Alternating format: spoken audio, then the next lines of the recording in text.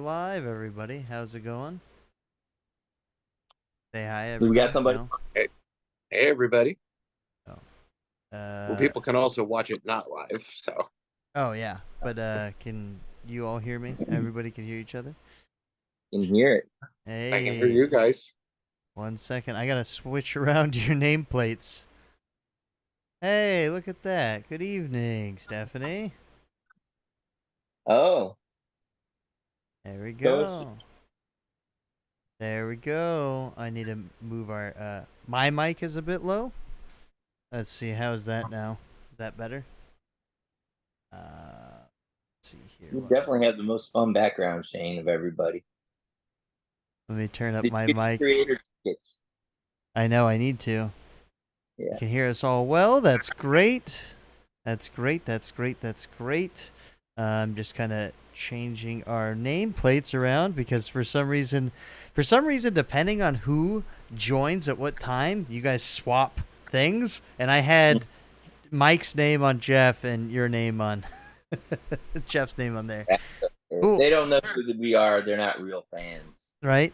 But chat's working. I guess I'll read off chat and everybody. So please, everybody, thank you for tuning in. Feel free to ask us questions. But we are going to be talking all things aliens, all things comics, and lots more stuff. So let's get to it, everybody. How's your guys' month been for the month of nerdiness in August? Because this is September It's now. August was a great month for nerdiness. I read a lot of really good comics, uh, and I saw a really okay alien movie. So Yeah. So It was 2/3 in. I was like, "Holy shit, this might be as good as Alien and Aliens." And then the third act happened. I was reversed. I was the opposite. Really? Dude, I was so bored like the first hour. And then, yeah, but yeah, you go ahead first. You started it. The Andy, the synthetic human, I thought might be the best character in all the Alien franchise. Mm-hmm. What it talks about, what it says about being human, and how well performed it was. That actor just killed it because he went from being like the goofy brother to being really scary. And, Okay. Yeah. and so that performance had me riveted. And then there were just quite a few scenes that were really good at building up the tension. Like the scene where they have to walk through the hallway with the face huggers, and they're like, they see through temperature. So if we can make this hallway same temperature as us, I we can have walk I through. have a scientific question about that, and I don't think anybody on this I chat's quite actually probably have the answer because I know the question you're going to go. so when it gets hot, you get hotter, don't you? As like when it's yes. your own body temperature. Like if the temperature rises in a If room, your own body temperature rises, doesn't it? No, your body temperature is regulated. We're warm-blooded animals. We are always have the same internal temperature. That's why we sweat like crazy when it's hot, to Okay, keep our nerd. body the same temperature. But our skin does change drastically. The temperature of our I skin. I don't know. I get hot when it's hot. I get hot, hot, hot, Yes, hot. but your body Yeah, then. right. Answer me this, Riddler, or riddle me this, Batman. Um, why do they call him Andy? Huh? I don't know. Short His for name? Android. I guess you. And yeah. See, I heard the absolute like so many different things because I have heard people say like my one good buddy who's a huge Aliens fan. I am too, as you could see. Have you Um, seen it? no, absolutely not. But it's already been spoiled for me, so I don't care. I already know Okay. what happens through the whole movie, and honestly, from what I've heard and mixed reviews, I'm like, I don't mind not seeing it in the theaters now, because I heard it just gets like my buddy went into it because he went to the advanced screening, the double feature at the Egyptian to see Mm-hmm. Alien, and then it was Romulus, and he was just like, dude, the first like half, I was like, oh, this is great, and then it just dropped off, and then it got weird, and he was like, He's like, I wish somebody would have told me about the android because it kind of like throws you off, like he's like autistic or something. And it's just kind of weird, and it's like, why wouldn't they patch him or why wouldn't they destroy it? Is same with like it's in a But weird. well, that your buddy, I guess, needs a hearing check because they fucking Hey, explained that right talking away. about. No, I know he had like some software defective things or something. Yes, but that was the whole point. The girl's family saved him from being destroyed. That's I know, the stated plot. I know. He was just like, it was kind of like, you didn't really need it. And I agree. I was like, weird. But what's up, Odin's? I was maybe I was tired, but I was kind of not tuned in until all the action started. Yeah, And the 45 same- minutes of the Same with it takes place in a weird time period, like it's between 1 and 2, and at the same time, it's like I this is all from me hearing it, like all my stuff. So you guys can correct me. I'm not saying like this is how it was, but it just seems when I was talking to my buddy about it, he's like, why if there is a Weyland-Yutani mining station there, why wouldn't they either deorbited the station after it got taken over? Or just blown it up and be like, hey, we can't salvage this, and this is just a problem waiting to happen. Because if any of that shit gets down to the planet, you know, it was like that kind of big plot hole, you know? Why there should have been another group on it trying to get all of the information out of it. I think would have filled that plot hole. Yeah, as well as why didn't they just hit the self-destruct button when everybody died and there was nothing left to gain? Well, because they wanted to get the black ooze off, but there was nobody there trying to do that. And apparently it's been derelict for a while. So it's like it is sitting there all this time and they didn't know that it was derelict, or it's like they could have known. They should have known, like, hey, that space station's just not doing anything. I thought we anymore. were going to see something at the end that was like somebody watching all of the. They were gathering data or something. On a video. You know, like, oh, we were just like seeing if anybody got up there. Now we're gathering data, something like that. You know. But it's also, I guess, got weird where they started, like, I guess they got guns somehow, or pulse rifles or something. That's what he was saying. Well, I mean, it's a military installation. They just find guns. Yeah. But I don't That's not the problem. The problem is the end. Yeah, when the big alien hybrid just pops up out of nowhere, they're like, what? You know, I seen what it looks like. I'm like, what? It's a 10. First Alien movie is perfect.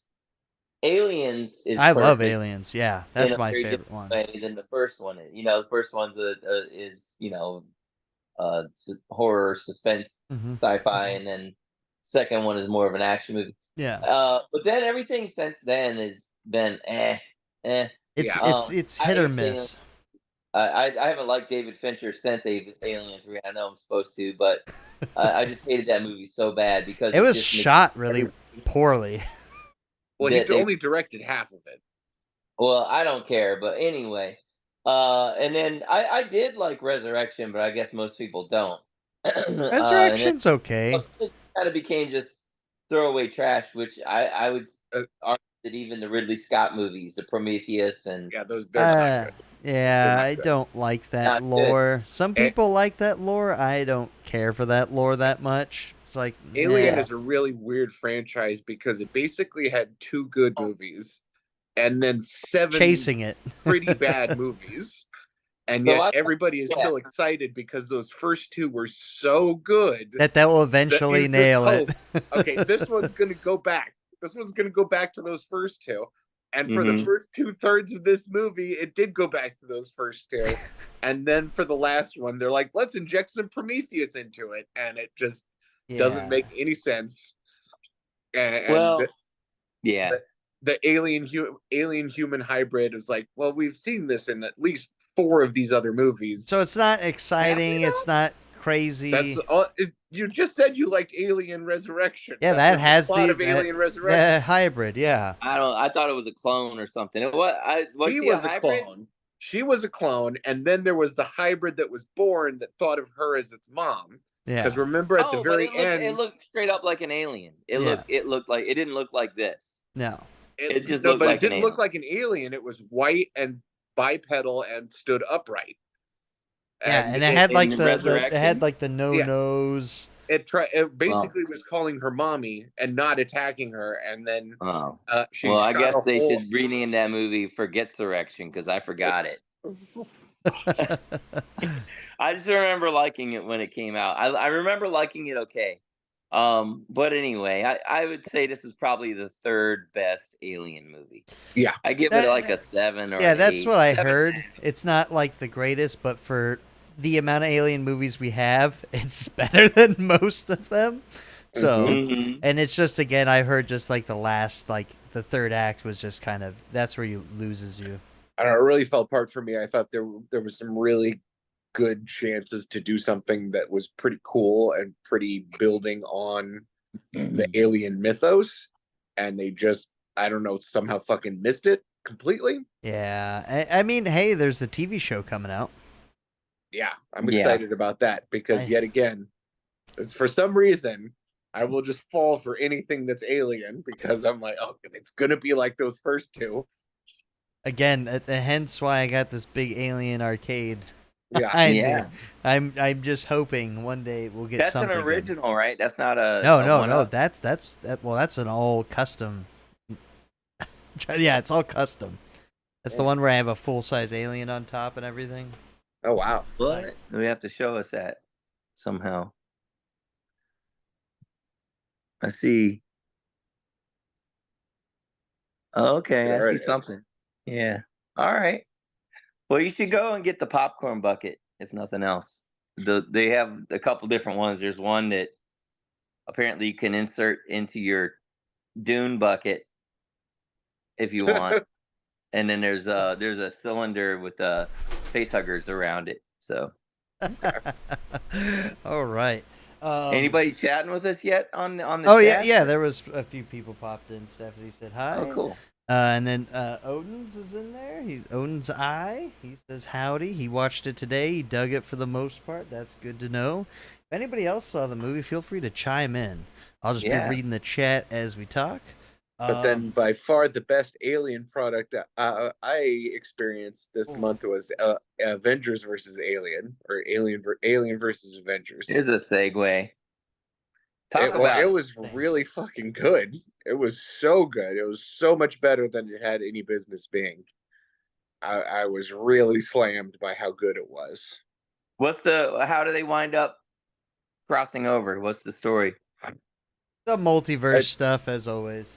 It takes but what's the? It takes place in the more along the Alien timeline. Like, what if the Avengers existed in the Alien universe? Is really what the story it's trying to tell. Modern day or future? The future. Like, it takes place in the future. And basically, by the time it starts, humanity has lost. There's one city left, and the Avengers are trying to protect this one city. And even that city is about to fall. And so humanity has to leave Earth to survive, and that's where it's going with the next issue. Okay. And it's just so well done. It's gorgeously drawn. It's just a fantastic comic book. And it's painted, right? Isn't it fully painted inside? It's Esad Ribic, so yeah. Yeah. It's that just painted style. It's gorgeous. And it hurt me because I feel like Marvel just really dropped the ball on promoting it and selling it. Like, why wasn't there some kind of ad that featured both the new movie and referencing this comic book? Why wasn't there any kind of promotion telling us that this was a universe in which there were stakes? Because everybody who I showed the cover to of my friends just laughed and thought, haha, that's funny, because it's obvious that Captain America is not going to get face hugged. But it's out of continuity, even the cover is Captain Marvel, Captain America, and Iron Man against an alien. And fucking none of that is in the goddamn comic book. Captain America isn't even in it as a character. Iron Man isn't in it as a character, and it takes place in the future, so Captain Marvel is 100 years old instead of the normal that she is on the cover. So who the are the cover- Avengers in this book? Hulk, Miles, Valeria Richards, Black Panther, Black Panther's son. Those are the ones we see, but there's hints of others. Okay. But like, it's just like a misleading cover, a terrible solicitation. Like they could But a have good sold, book. but a great book. They could have sold twice as many if they had anybody working there who knew how to sell a comic book. It's kind of painful to watch because it's the same thing they did with Wolverine Revenge. They gave a crappy solicitation and didn't tell anybody that it takes place outside of the 616 universe. Mhm. So when I was most of the reviews I was reading for Wolverine Revenge was like, I didn't understand what was happening. Why was this guy alive? Why was this guy dead? What's going on? Rather than fucking telling us, hey, this isn't the 616 universe. Go. And Yeah. all it did for Wolverine Revenge was a bunch of confused reviews. Almost every review I read, Yeah, it was kind of confused as to what was happening, because it's like, isn't Asteroid M already destroyed? And wait, why is Nick Fury in this? He's dead. Like, I think that all they did was screw themselves over by not telling people this. They could have sold more copies, because the solicitation was basically like, Wolverine is wronged in such a massive way that he has to go on a revenge unlike any other he's ever been on before. And I'm like, motherfuckers, that's the same solicitation every single Wolverine comic book ever written. Yeah. Wolverine goes on revenge. That's it. That's every comic book that Wolverine is in. And so I'm like, okay, I mean, maybe it'll be the best version of that. But then I'm reading it and I'm like, oh, wait, this is completely different, because he can actually kill these characters now, because we're in a different dimension. So we don't have to worry about the future IP of movies and bullshit. We actually get the story that's going to have stakes, that's going to be realistic, but they don't tell you any of that in the solicitation. Which should have been picked it up because the Capullo art. Yes, of course you picked it up because it's the best writer in comic books and one of the best artists. No, I disagree. I don't like Hickman. Well, you are the one. Congratulations, I'm the one. Mike. I'm the one. He literally saved X-Men single-handedly. So let's give credit where credit is due. I mean, I like the bag that it came in. It's kind of cool. The bag. The red bag. He bought the red band. Yeah, I don't know what was there a difference. I was like, I don't know. Name of this. Yeah, there's 2 pages. So I thought I didn't buy the red band because I just thought they just splashed a little bit of red ink on some of the pages, but apparently there's 2 additional pages of content in it. So I'm a little bummed because I just got the regular version. Which? It's just art, just to be 100%. That there's no text that is in the red band. But they rearranged the text a little bit, right? They had to rearrange the text to make it fit on the But new the pages that they added, it's not like they're explicitly like there's no it's not graphic or violent. No. Those 2 pages. They changed about 7 panels to be more bloody, and that's it. But they don't change the art. They just put more blood ink on it, like colors. No, right? there is. I mean, this is minutia, and I think it's pretty lame on Marvel's part. I like his the A squad there. You know, Cap. That's great, but that's the same in both versions. It's when he fights the dinosaur at the beginning. Oh, and he rips the stomach There's open. a bunch more like intestines and gore spraying out of the dinosaur. Yeah. In the red band edition than in the non-red band edition. And then maybe this. And the last page, with where he's gluing himself back together, has more gore to it. Yeah, but that's the only difference. And like I said, there's no text difference. Like the text is just moved around onto those new extra pages. Yeah, unless it's Tim Vigil doing the red band, I don't see any.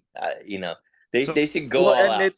It's confusing because they just did Werewolf by Night only as red band. Only as red band, right? So why isn't it's a sales gimmick? It's a gimmick.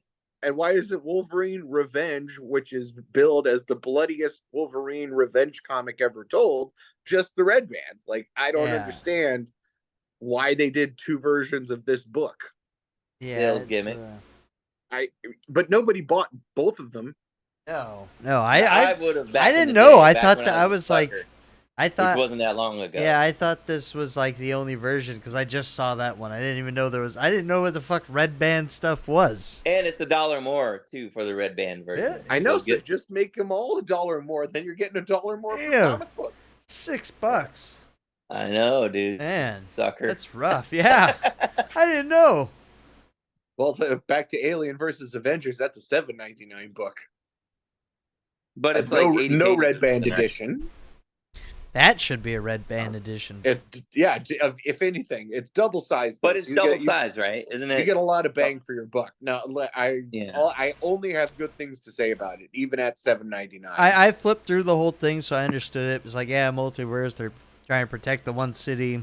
Aliens are really screwing them up. Major characters die on screen, and you get some great moments and some great way that the Marvel universe interacts with the Alien universe, like a really spectacular, oh shit, I can't believe that just happened moment.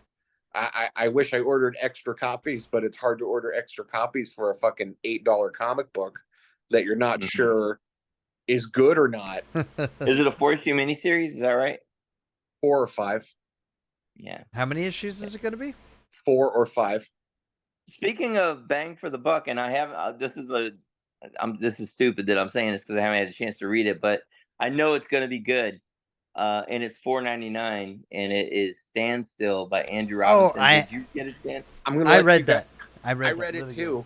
But I got to run. You guys start talking about it. I'll be back in 5 minutes. Tell us, Shane, because I haven't heard you do a comic review yet. And I haven't read it, so. But it's on my top of my pile. I found it. I just reorganized all my comics by like publisher and everything, so I had to dig a bunch out. I also was like trying to catch up on Napalm Baby or Napalm Lullaby. Napalm Lullaby, yeah. My buddy Nathan says I have to start with in a world where time stands still, one man has a watch. Look how fat that book is. It's very, very fat.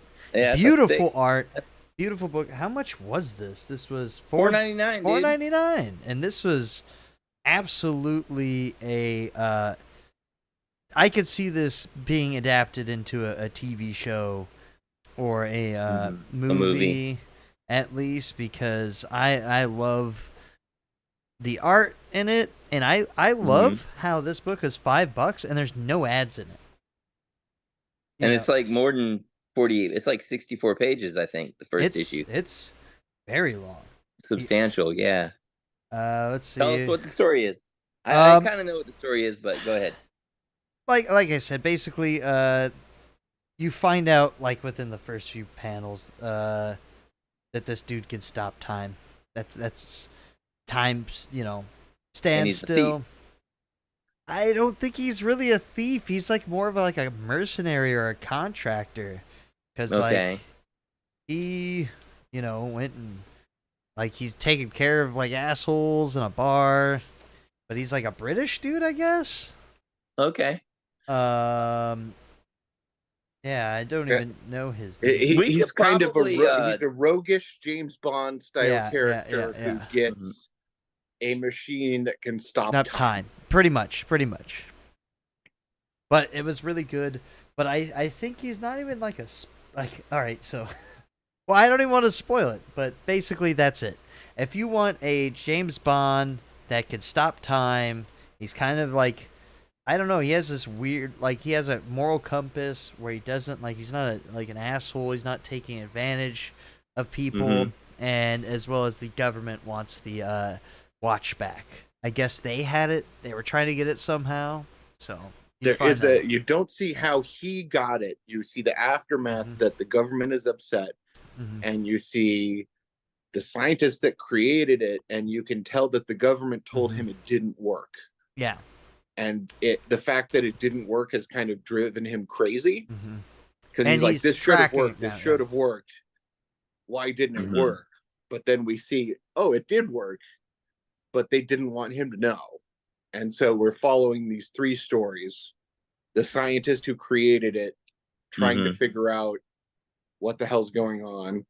The guy who has it, but we don't know how he came to be the one to have it, because he certainly isn't the one who was supposed to have it. And then we see the government agents who are trying to either build a new one or get the original back. And I'm not sure. I'm not familiar with these artists or writer. Oh, Lee Loughridge. Loughridge. I can't think of a book that they did right now. I've heard the name before, but Andrew I think Robinson. Lee Loughridge used to be a colorist, if I'm not mistaken. He's the writer and the artist. This might be his first. No, Andrew Robinson is the artist, I believe. Of this. I'm on Image's website. It says writer Lee Loughridge. Let me look at this. I bought it because Andrew Robinson. Andrew Robinson. It doesn't matter what the internet says. Yeah, Andrew Robinson drew the book. He drew the book. Lee wrote it. Yes. And my copy just got a tape snag. Hold on. I caught it. But the good thing about this too is it's got a nice cardstock cover, so that tape snag did not bother. Yeah, Andrew Robinson is the artist now. Lee Loughridge is so I think this is his first time writing. He is originally an artist. He's historically been a colorist, a really good colorist too.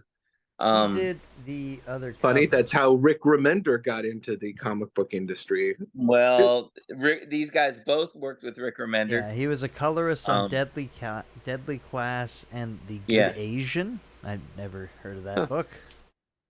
That's my wife. I know a bad Asian too, but anyway, we won't talk about him tonight. But no, yeah. So, and a little hidden tidbit, because Andrew's a friend of mine, and Rick Remender did actually kind of quietly read and give feedback and stuff on this book. So Rick's my favorite writer. And so, yeah, I'm excited to read it. And I know Andrew's been working on. Andrew did a really good graphic novel back in the day called The Fifth Beatle that I highly recommend checking out. I know you're a music fan, Shane. I'm not sure if you're a Beatles fan. I'm actually not a huge Beatles fan, but yeah. So it's really good. It's gorgeous. He's a classic artist. I think he won an Eisner for that, if I'm not mistaken. And he's done a bunch of covers and stuff, but this is the first, I believe. He's even done a bunch of magic cards. He's a magic card artist. Yeah, you probably have seen some of his cards, but and we could probably have him on the show too. I can ask him. Oh, that would be down great. The road. Speaking of, let's do a little quick aside. Oh, here, look real quick. I pulled up the Fifth Beatle, just so everybody. Can see you'll want to check that out. But you just met Chuck Beebe. Yes. What happened there? What you got? Aren't you working on something? Well, I mean, he is doing this really cool D&D art book, which is awesome, and I'm just helping him with some D&D stuff. He wants to do stat blocks for all the creatures and everything, so we're trying to work on that. It's pretty cool. Maybe. Did you write all that text on that thing I saw the other day? Yeah, and it's like, oh wow, you did all that. I mean, like honestly, I told him, I was like, oh look, give me the description of this creature, and then I'll go look to see what creatures look like this in the D&D monster book, and then I'm like, okay, cool, I'll take the stuff off of this one, and then like kind of put our own flair on it for this creature, so it works and everything. So I'm just using D&D rules and everything. That's better than I could do. I mean, so Chuck came to. Real quick, guys, everybody watching. Every Wednesday night at Collectors Legion over in, I guess that's Redondo Beach or Lawndale or something. It's over around the corner from Guitar Center. We all hang out. That's when I get my comic books every Wednesday, 6 p.m. to 8 p.m. And then last Wednesday, Chuck Beebe came through. Chuck's an old friend of mine. He did an interview with Shane, which you guys can check out because Shane's going to link it later. And he showed me this role-playing manual art book that he's working on, and it looks really cool. Chuck Yeah, I got some is stuff the pulling writer up. and artist of black metal. He's a metalhead, and I guess he's in the game. And well, he worked on Exploding Kittens, right? Yep. Yeah, so he's Wow, doing that's a big stuff. one. Oh yeah, we just got the link put up in chat if anybody ever wants to watch that. But yes, Yeah, and but I'm, not yet. Wait till we're done with oh you. yeah, but I'm showing like all his comic book art he does, like heavy metal comic stuff. Chuck Beebe, really good artist, really cool dude, Sweet. and yeah, good stuff, good stuff. But yeah, that was a good segue. Yeah.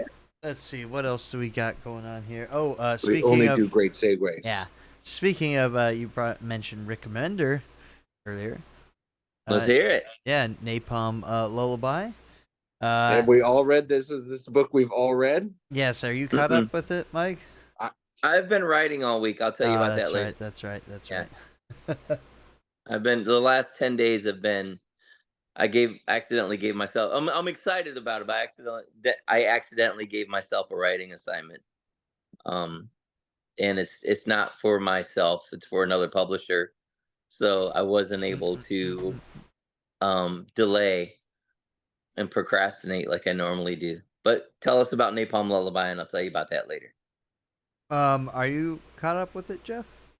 Yes, I'm Okay. all the way up to date. What are you doing, little G? Are you eating?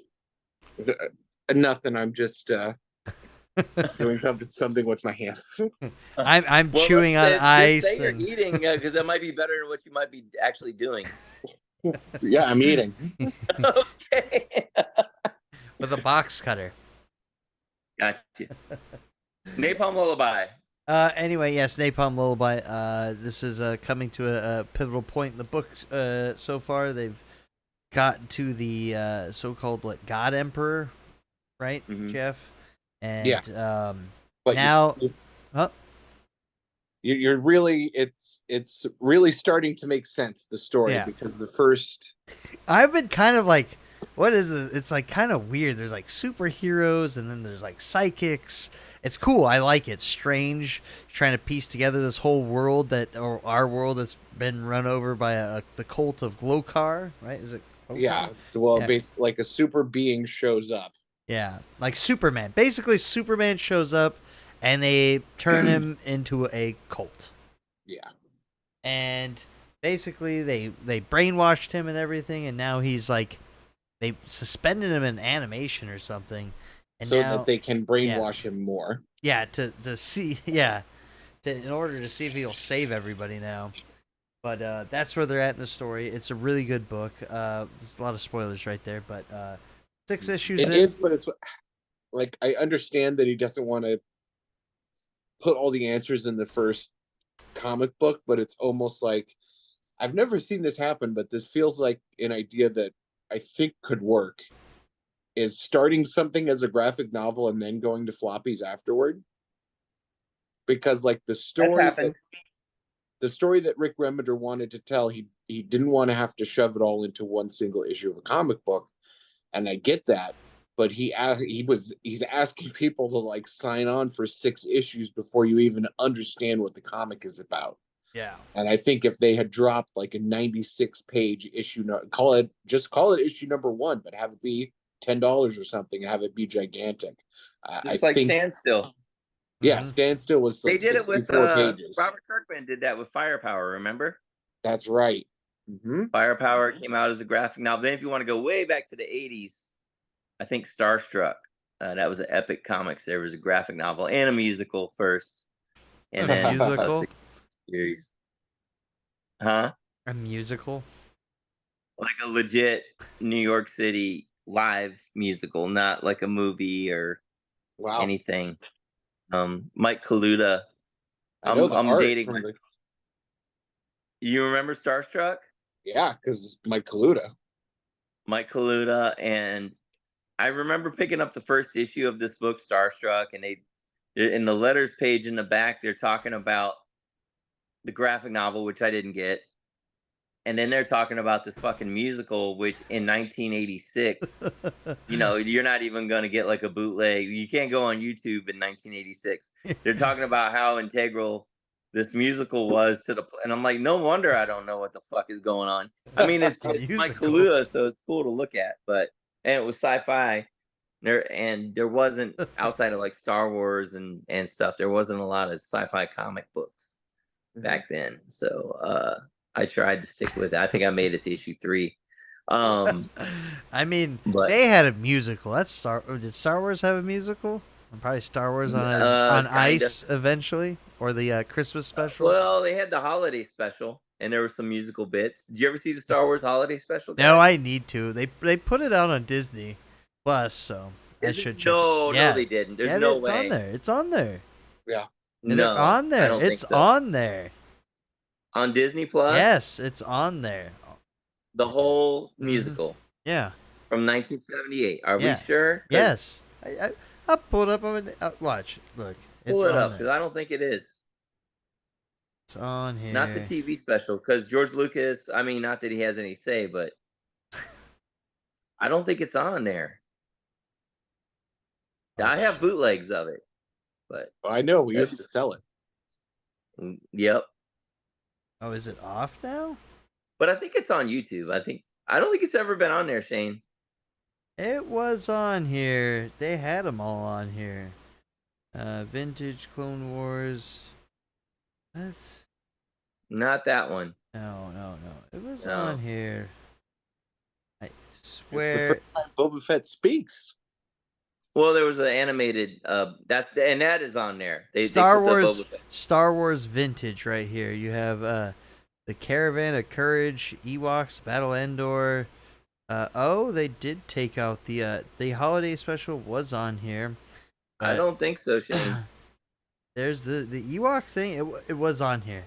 They have Okay. they had this Well, the Ewok cartoons on here.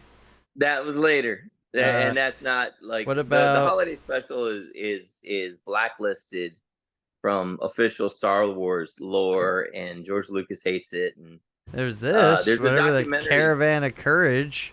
that's not it though. That's 1985, bro. 4. This is That came out 1984. after Return of the Jedi. Oh. Yeah, Okay. they did 2 Ewok movies that came out after Return of Yeah, the Jedi. Ewoks, the Battle of Endor.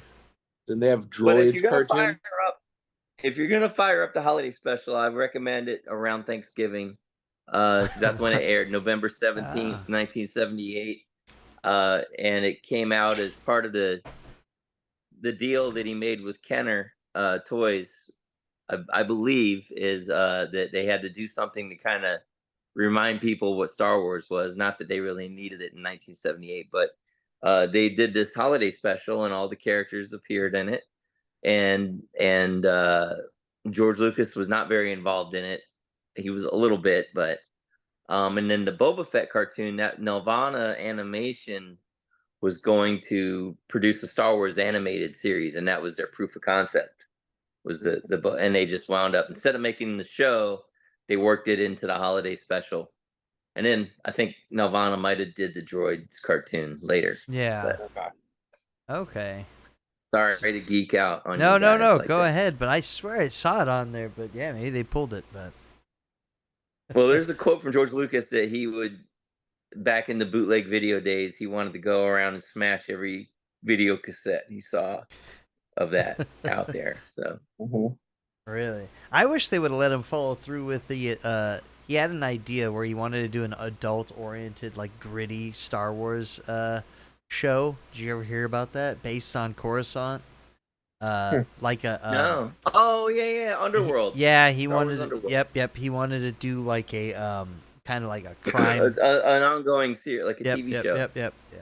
That sounded cool, because I think that's one thing that Star Wars is lacking is you have people who've supported it since day one, and they're not to call you gentlemen old, but Right. they are very. Well, Rogue One old. was kind of like that, wasn't it? Rogue One, kind of gritty, and It Andor. was. weren't they? I think that was the best Star Wars thing to come out that fixed a lot of fixed some stuff where it's like, why would they have this one flaw in the Death Star that allows you to shoot in this one Yeah. area? Why wouldn't they cover that up? Oh, because this dude put a fucking flaw in it and he hid it from Except everybody. then episode 8 comes and ruins all of that.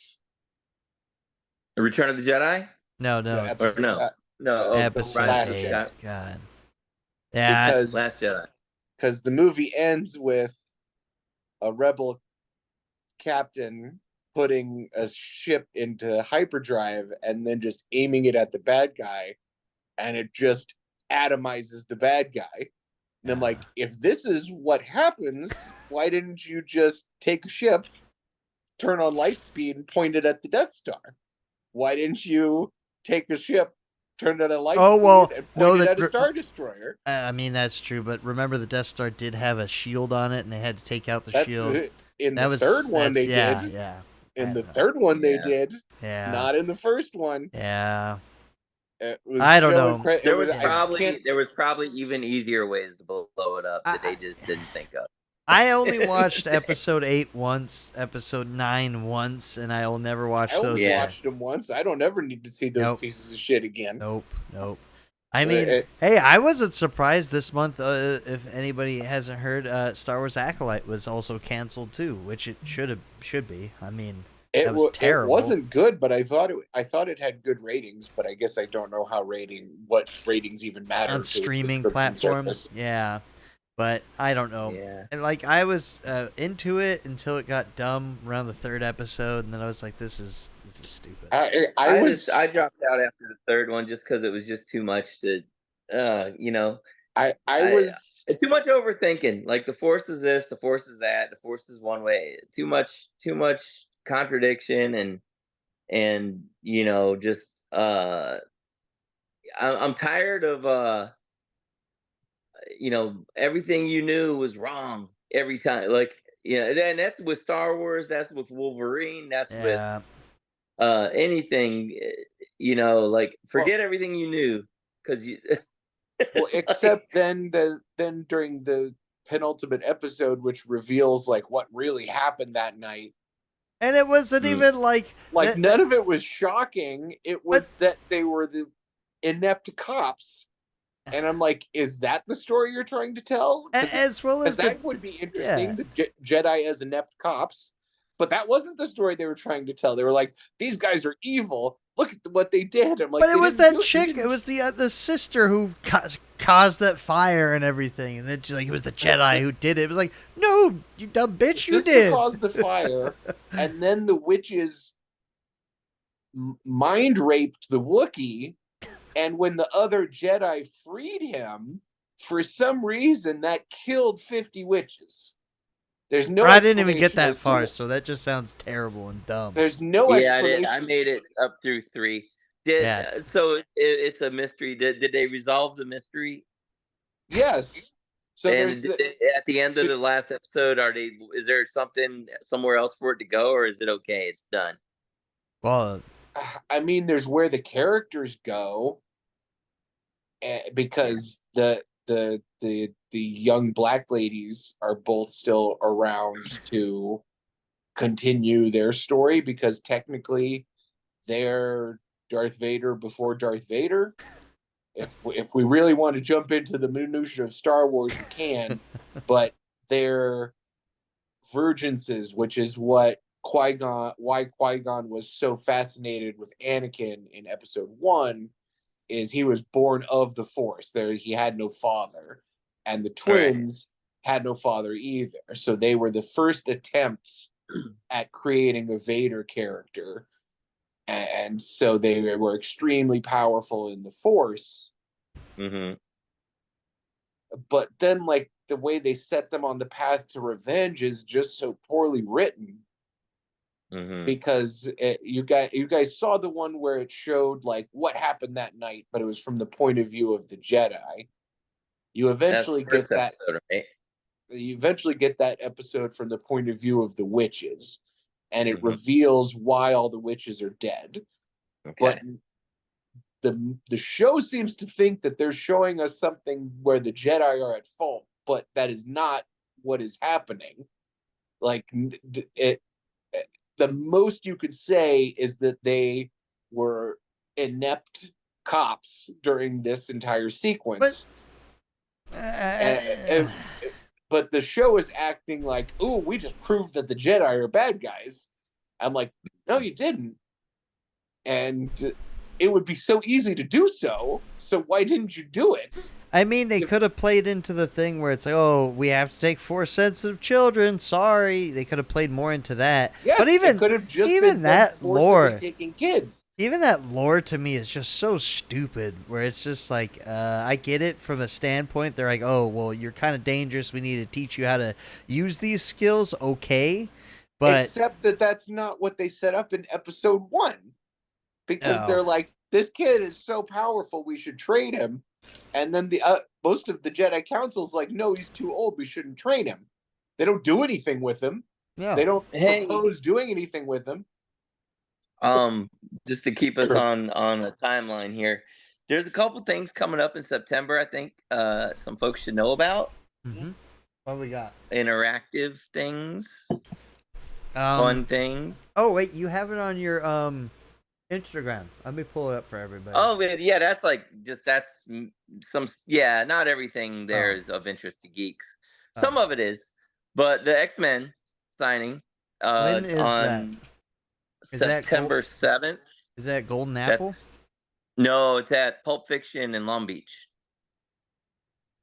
Let's see. Pulp Fiction Comics in Long Beach. They've got like 6 or 7 of the voice actors, and it might be on my timeline what time it is. September 7th. I want to say it's like 12 to 4, right? September 7th. Yeah, 12. Let me pop September that 7th. up for everybody. Yeah, just tell me what to put. Oh yeah, and then it has a bunch of the characters there. Yeah, some of the actors. Oh, So that's September Magneto. 7th. That's at Pulp Fiction in Long Beach. Then September 21st is Batman Day. September 21st, Batman Day. Gardena Cinema over in Gardena. We're doing 4 screenings of Batman: The Mask of the Phantasm. We're also opening up the floor to any creators, either in animation or in comics or video games or anything, that have worked on Batman. I've got a couple artists already signed up, but I've been so busy, I haven't really had time to work on this like I want to. So that one whole day, I'm on their Instagram right now. September 21st, 2:30, 5 p.m., 7:30, and 10 p.m. Oh, and you're part of it too. Look at that atomic base, man. The history. And History of Batman. My friend London, Victoria Jackson, she is probably the biggest Batman expert that I know. She knows everything about Batman and then some. And then Brad Rader, Kevin Altieri, and I think we're going to reach out to Dan Reba and some other people I've never involved in this before. But and I want to reach out to some comic creators too, friends of ours. Yeah, this is not a confirmation. No. That they'll be there, but I'm going to try to get Danny Mickey and Norm Ratmond and some of my friends that work in DC to come down too if they're able. And I believe we're going to do a Q&A between the 7:30 screening and the 10 p.m. screening. Okay, I think. that'd be cool. Or it'll be early. We'll know.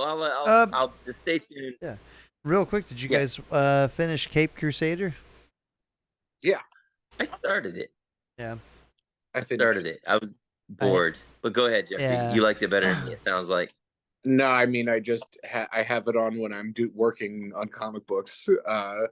I'd say of the 10, there was maybe 2.5, 3 good episodes. Yeah, some of them kind of bored me, and I was like, what is this? Like, and then some of it's just kind of weird, like what they did with Harley, and then she disappeared, and I don't know. I thought Harley was one of the best episodes. I mean, because I it gave liked Harley it, a real origin story that was instead her of just own. Yeah, instead of just being, instead of I was abused by the Joker, it gave her a lot more of her own character and like an evil therapist. What an evil therapist could do is I found very interesting. I really liked that one, and I really liked the Clayface episode. That one was good, and I really liked Two-Face. Two-Face is good too.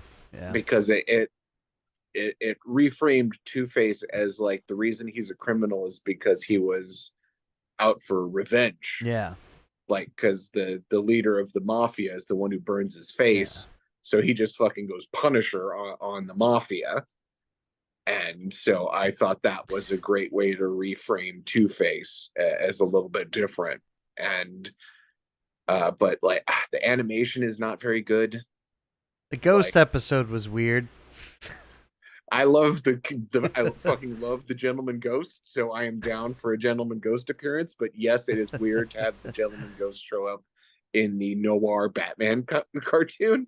So Gentleman Ghost is like DC canon? Like Yeah, oh yeah. Oh, I didn't That's know a real that. dude. Yeah, okay. That's a Hawkman villain. Oh. But like, yeah, the cars are all computer generated, and it's really obvious, and it goes from like two-dimensional drawn animation characters to very obvious computer cars. I thought it just didn't look very good. Like considering Invincible is on the same channel, and Invincible looks great. This was gonna be on HBO Max or something, I think, and then Zaslav canceled it. And then off it went to HBO Prime. Max, and then Amazon Prime picked it up afterwards. I don't know if that has any bearing. I mean, a lot of things are getting shuffled around. I mean, Alien Romulus was supposed to be on Hulu originally. Oh, really? Really?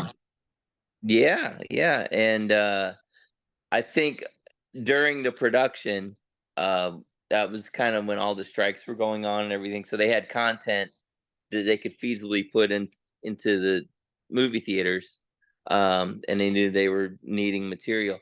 So I know Blue Beetle was part of that too. Like that was originally going to be on HBO Max, and it got upgraded to theatrical.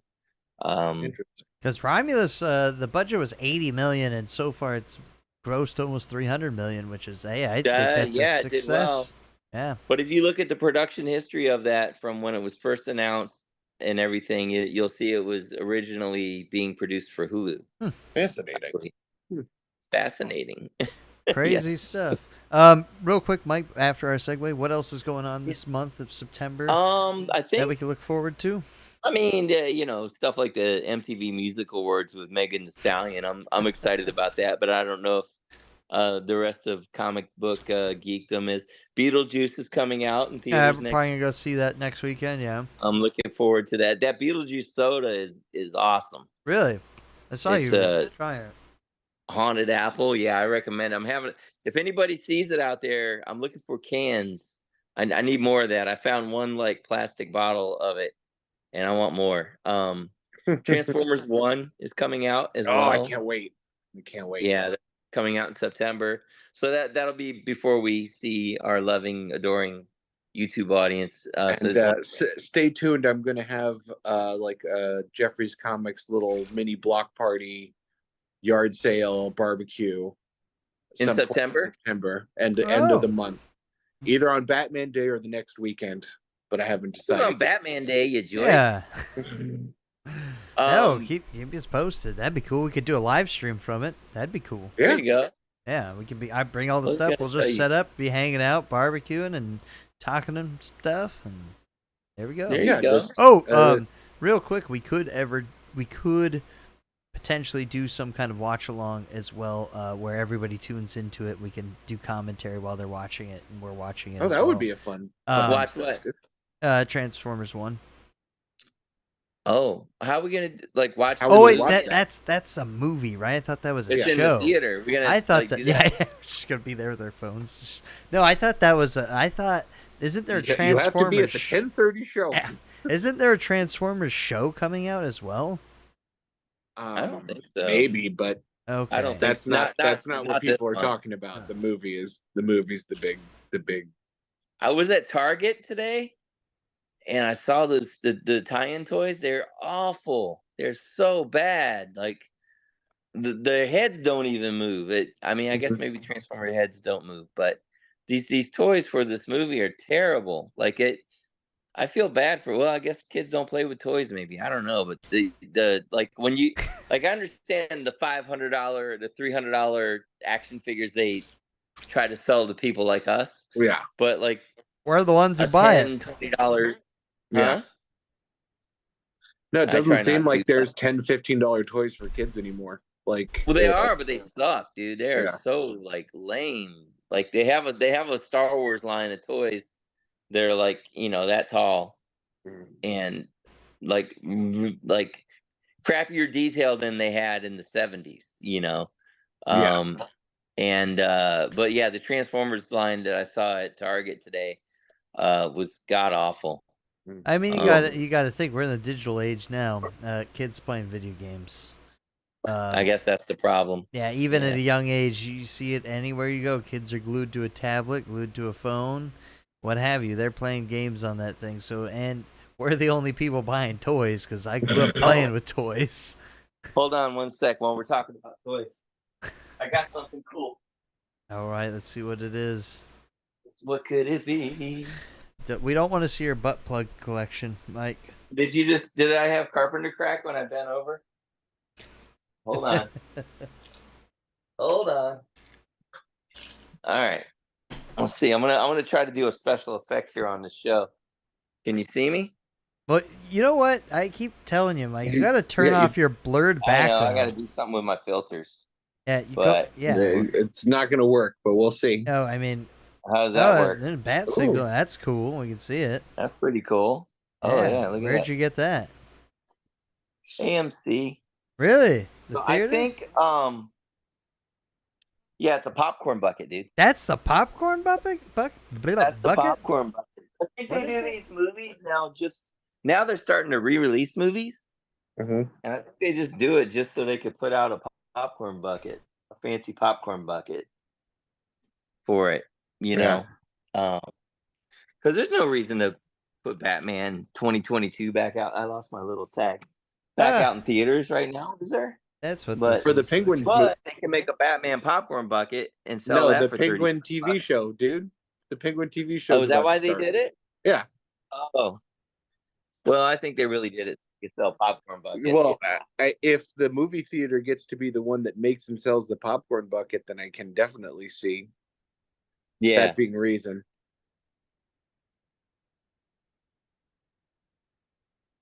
But it's the coolest popcorn bucket, dude. It fucking lights up, man. No, dude. I mean, hold on. Let me do some more. I saw it I could see that it lights up. I know that, but no, you're not seeing what I'm talking about. All right, so darkness. All right, check this shit out. This is real time. This is no filter. Hold on. Can you see that? Wow. That's pretty crazy. Yeah, well, it's as big as you want it to be, right? Yeah. Yeah. Anyway, that's what excited me today. I can understand. That is pretty dang cool. Even my kids would love something like that. Well, they might be sold out. I don't know, but I don't know if it's sold out or not. But I got one the other day. My friend Elliot, he's a, Elliot. His brother has a store up in Oxnard called Mystery Shop that I want to go check out soon. But and they have a lot of metal and punk shows there too at this comic shop. Oh, really? That's pretty cool. Elliot's a friend of mine, longtime friend and customer and fellow comic fan. And I was not going to get one of these, and then he got one, and I couldn't let him have one and me not get one. So now I have one, and I lost my little tag. But anyway, nice. But that's September, man. Really, the main things are the X-Men thing. Isn't the writer of Transformers doing a signing too? Daniel Warren. Yeah, he is. He is doing something. Is it at Pulp Fiction too? I think it is. I think it's at Pulp Fiction, and I think it's on a Wednesday. Specifically Long Beach, Pulp Fiction, because Pulp Fiction and Culver City is no longer related to Pulp Fiction and Long Beach. Right. I understand. They were owned by the same guy, but he sold the stores to two different individuals. So Ryan owns the Pulp Fiction in Long Beach. September 22nd? No. Is that when the Nope. Transformers thing is? No, it's on a Wednesday, I think. Because I remember it was a scheduling thing with you guys for Wednesday nights. Pulp Fiction? Pulp Fiction.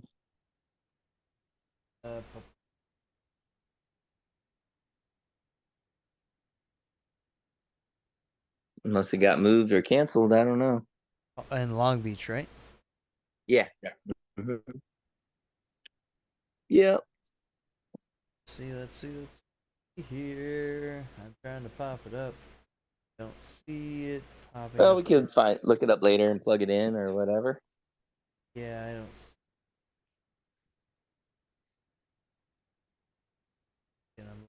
I'm looking. Maybe it got moved or canceled. I'm not sure. Yep, don't see it. Don't But see it. Anyway, okay. Awesome. any real quick, Mike, what have you read anything this week? I know you're busy. Can you even talk about what you've been writing, or Yeah, I think I can. at least I think I will. the theme of it and whatnot? Yeah. Well, I'm still writing Shadow Called Danger. That's still coming out. Mm-hmm. In fact, I'm working on that more tonight because we had a bit of a head start when we started putting it out, but now we're like week to week, which is cool because it's going to be tying in with current events anyway, so that's good. So there's that.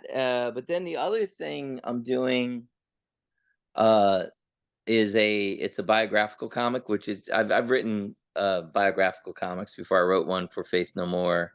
Mr. Bungle was a biography comic. And I was feeling inspired, usually around Real quick, any given. I Yeah. have sorry, I have a Shadow Called Danger pulled up for everybody. Oh, cool.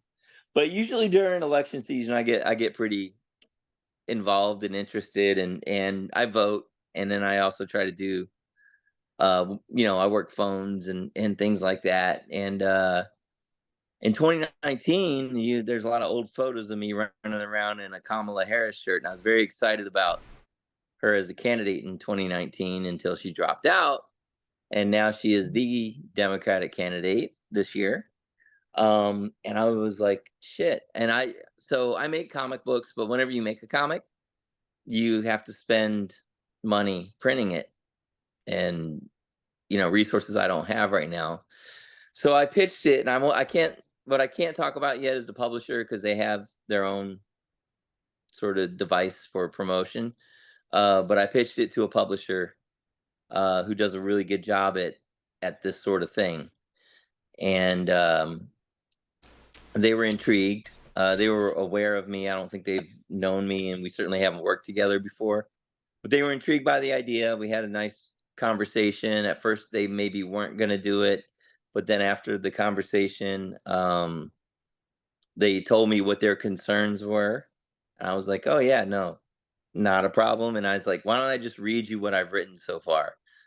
And so he heard me out, and he's like, "Oh wow, this is great." I'm like, "So that we're doing it?" And he's like, "Yeah." So go for it. So we've got 7 artists working on it. Let me see if I can remember off the top of my head. We got Ralph Miranda, we've got Eddie D'Angelini, we got Vincent Kings, Evan Quiring, Carl Dutch, uh, Kevin Altieri. Did I say Ralph Miranda already? And gosh, hold on. Who else do I have? Who didn't I name? I feel like there's one that. Hold on. I got the script right here. Ralph Miranda. Oh, Luke Lizalde from Mac Oh, Afro. cool, Luke. Yeah, Luke, Cool Hand Luke. So everybody's doing anywhere from 2 to like 5 pages each in this thing. Nice. And it's chopped up in a way that makes sense, so it won't be jarring. Like it because she's almost 60 years old, and doing the research for this book, like it really puts everything in perspective. And if you were to apply this story to like the origin of a superhero, you know, Mhm. because I don't know. I mean, I don't want to drag the show into political too much, but No. there, anytime there's somebody you're excited about, there's going to be half the population is going to be telling you why this isn't a good candidate or why this isn't a good choice, and they're going to throw things at you like, "Oh, why does she flip flop or this or that?" And reading this book, it's all facts. None of my opinionating in the book itself. That's going to happen on the tour outside of the comic. But you will understand her timeline and why she took certain positions at certain points in her career and why they are consistent to this day, even though there's a thing that she always goes to, and I'm going to tell you guys this, and it's called false choices. So, and for one example would be like, she was too strict on crime, and she was too easy on the police, or she flip flopped later. But no, it's the false choices that you can be hard on crime, but also hold police accountable. So, in other words, like, we've all heard stories of police jumping to conclusions or having bias, or, I mean, even corruption and things like that. So she's all about accountability on the law enforcement side, but she's also about accountability for citizens, drug dealers or whatever. And she has come up with ways that people can, even if you're, a young person who's convicted of selling drugs or whatever, a way that you can build back into into a better. It's called Back on Track. So all this stuff that you can really dig into, as I did. I did a lot of research. I probably have about 200 pages of notes and stuff that I've filtered into a 22-page comic that might not answer all the questions, but it can certainly lead you to doing some of your own further research or watching video. It was cool. It was a cool thing to sort of get out of my system. Oh yeah, that's good. Something you're passionate about, and no matter what anybody's watching this, just go vote. There's that too. Amen, brother. Get a free. I'll bring some comics on November 6th to the meetup, and if you voted, I'll get you a free comic book. How about that? Show us you voted. There we go. No, but so we're gonna wrap all this up here. Anything else? Yeah, let's wrap it up. We've done a lot. We talked about aliens. We've talked about all sorts of stuff. Star Wars segues. Comics that you're working on, Mike. Anything you're excited for this coming month, Jeff? Well, just real quick, because it comes out tomorrow or Wednesday, I already have a copy of Boy Wonder #5 from DC Comics, and holy fuck, it's the best Batman comic book I've read in a decade. I need to get the trade. It's so fucking good. I almost squoze a tear out while reading it. It's the best Robin story I've ever read. Period. The end. Did you invent a word, squoze? Oh yeah. You squoze, huh? I almost squoze a tear out. Were you squozing earlier when you were shuffling around down there? Were you squozing something? Mm-hmm. I'm gonna go squoze after this. And I just, oh man, I can't wait for the trade, because I'm just going to carry a copy on me at all times to sell to people who haven't read it. It just completely is a perfect encapsulation of Robin as I just can't wait to share it with people. It's so hell good. Yeah. Mike, anything you're looking forward to in September besides all the cool stuff? Yeah, got going on those things, those movies, and Tulsa King, bro, September 15th, Paramount Plus, Stallone. That's gonna be cool. And I'm gonna go see Nick Acosta, which is not metal, but she's cool. She's funk, and that's gonna be at the Terra Grand Ballroom. Me and my boy Michael Samori. 2 metalheads at a funk show. What could go wrong? Right. You're welcome to join us, anybody. And my buddy's like funk band play my backyard a few times already, so those are cool. I want to go to one of those. The next one, I'll start putting it out here now. Yeah, when's your next stuff? The next one that we're having here is I'm in the works of doing a big Halloween production. You guys are more than welcome to come. We're trying to do a whole variety kind of thing and have fire. My chicks to do fire dancing and all sorts of shit. Is it on Halloween itself? No, 19th, October 19th. Okay. It's a Saturday. I'm gonna have a few bands come, barbecue, all sorts of stuff. Probably get some good stuff to give away. And then on the channel for us, September things I'm looking forward to. In the talks of doing 2 live streams with some bands at venues. So I won't say that we got those confirmed yet, but we do have confirmed one show on the 28th at 1720. The band Gutalax, a grindcore kind of death metal band. Really good Cool. stuff that we will be doing from a venue. So we're real excited for that. And that's September 28th. So hopefully you all check that out and tune in. That's Lots of cool awesome. stuff coming up. But yeah, October 19th, big Halloween show that we got going on. So All right. I'll try to be there. hell Sounds yeah, great. Yeah. more than welcome to. Costumes, right? Yeah, You want costumes. costumes? Yep, costumes, all sorts of stuff. Spirit of Halloween stores just opened, and Ooh. I just went in one today, and I never think to go to one until like right before Costumes Halloween. are when they're all, required. like, Yeah, empty, but they had a lot of cool stuff there. They had some good costumes and I some know. good little. I need to hit it up after Halloween to get all those sales because I really want some like props and stuff because we're gonna try to build a stage, try to get some Halloween stuff built around it. So got a lot of stuff I'm working What good on. idea. Yeah, Yeah. go November 1st. That shit's real cheap. But they don't I have a know. lot left though. Come Yeah, they're November built 1st. they're built That's to true. not have anything left. I know. Yeah. That's why they just Yeah. they're pop-up stores. But lots of cool stuff coming up this month. It's already again Halloween season. I'm going to Disneyland is upon tomorrow, us. so fun stuff. right. All right, everybody, and All right. thank you so much for tuning in. Until next time, please, if you missed this live, catch us on the VOD, which we will post links to afterwards as well. But until next time, I'll see you guys this coming See you week, next month. Wednesday. See you on Wednesday. See you on Wednesday. Later, I'll see you everybody. Wednesday. Yep. Peace. Bye.